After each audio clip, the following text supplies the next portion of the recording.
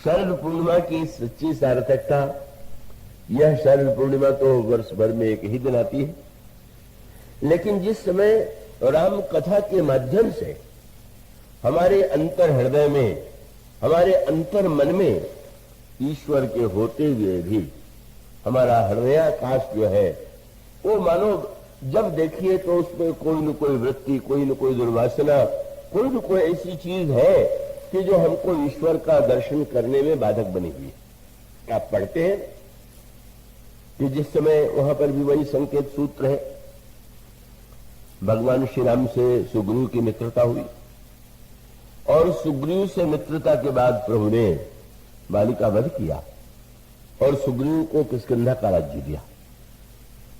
ये जो है ये जो ऋतु थी, ये जो बाली और सुग्रीव का युद्ध हुआ, वध हुआ, ये गर्मी की ऋतु में हुआ और गर्मी की ऋतु में वध हो जाने के बाद भगवान राम ने सुग्रीव से कहा कि ये जो है इस समय गर्मी व्यतीत हो रही है और वर्षा ऋतु आने वाली है, तो मैं तुम्हारे नगर में तो रहूंगा नहीं। सच बात तो है कि सुग्रीव ने भगवान को तो निमंत्रण दिया ही नहीं था।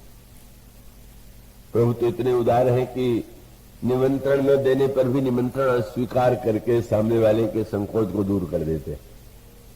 प्रभु ने कहा कि पिताजी की आज्ञा के कारण मैं किसी नगर में नहीं रह सकता, तो मैं अब निवास करूंगा। कहा? बोले गत ग्रीष्म वर्षा ऋतु आई, रही निकट शैल पर छाई। भगवान ने कहा अब मैं प्रवर्षण पर्वत पर वहां पर निवास करूंगा। और तब भगवान राम प्रवर्षण पर्वत पर निवास करते हैं और निवास करते हुए भगवान राम ने 2 ऋतुओं का वर्णन किया।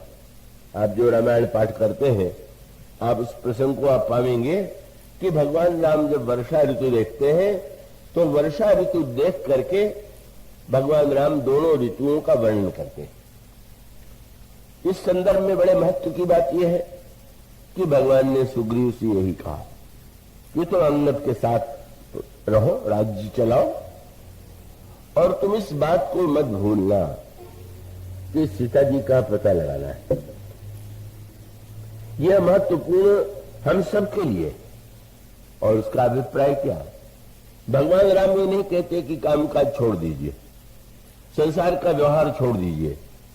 भगवान राम का तो सूत्र यही है, अंगद सहित करे हो तुम राजू, तुम अंगद के साथ राज्य करना, लेकिन इस बात को मत भूलना कि बाहर से काम काज करते हुए भी संतत हृदय धरे हो मम काजू। निरंतर संतत शब्द का प्रयोग बड़े महत्व का है और इसका अभिप्राय यह है कि भगवान राम कहते हैं बाहर से काम काज करते हुए भी हृदय में राम को न भूल जाइए। और राम का काम क्या है कि सीता जी का पता लगाने पर ही वह परिपूर्णता की उपलब्धि होती है। सीता जी मूर्तिमती भक्ति है। प्रभात ज्ञान वैराग्य सोहत धरे शरीर।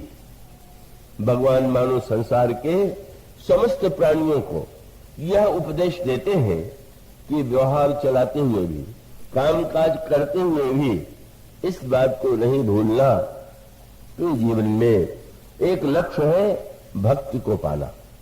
भक्ति के बिना जीवन में पूर्णता नहीं आ सकती और हृदय में तुम निरंतर इसका ध्यान रखना।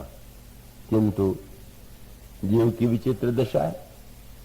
सुग्रीव जो है राजकारी बहुत दिनों से दूर थे, परिवार से, संपत्ति से, सुखों से, उसमें मिलकर के ऐसे डूब गए कि अगर कभी एक क्षण के लिए भी भगवान ने तो कहा था संतत हृदय में धारण करना, पर उनको भूले भटके कभी याद भी आती थी तो अपने को भुलावा देते थे कि अभी जल्दी क्या है।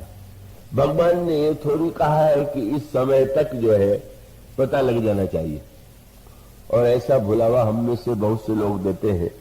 अभी क्या है, अभी कौन सी जल्दी भक्ति करने की है। लोग बच्चों से भी कह देते हैं अभी कोई तुम्हारी हमारी भक्ति भाव करने की है। वो फिर देखना, मानो हम अपने को भी मान के भुलावा देते हैं कि इसमें कोई समय की अवधि नहीं।